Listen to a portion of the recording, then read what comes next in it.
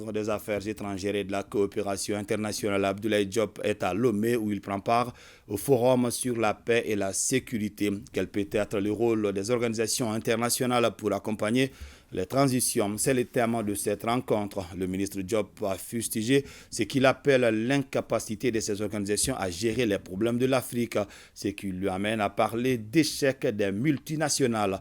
Je vous propose un extrait de son intervention. C'était ce matin. Le constat est amer. Amer parce que nous faisons face à une double crise.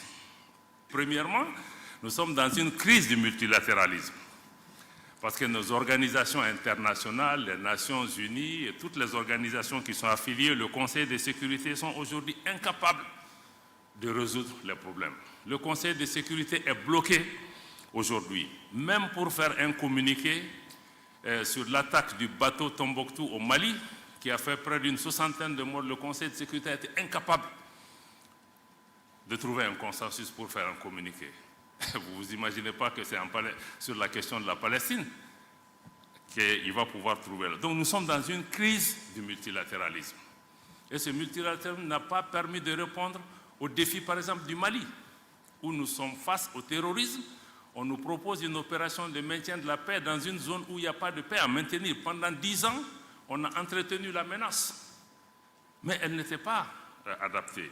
Au Sahel, c'est pareil.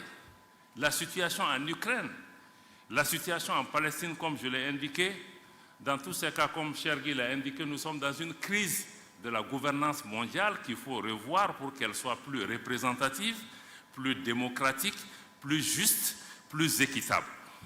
Parce qu'on ne peut pas aujourd'hui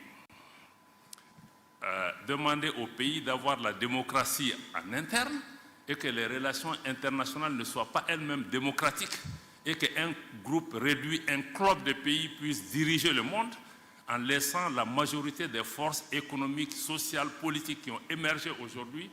La situation géopolitique mondiale s'est totalement transformée, mais cette réalité n'est pas reflétée.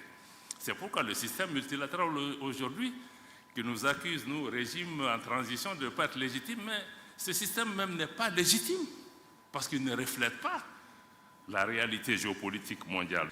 Maintenant, la deuxième partie de la double crise, c'est maintenant la crise de nos organisations régionales. La première chose, c'est de mettre l'accent sur l'incapacité de nos organisations à anticiper, à prévenir et à agir en amont. Et aussi l'absence de solutions adaptées à ces changements anticonstitutionnels. Aujourd'hui, le Mali, le Burkina ou le Niger dépendent 25% de leurs ressources propres pour faire face à la lutte contre le terrorisme.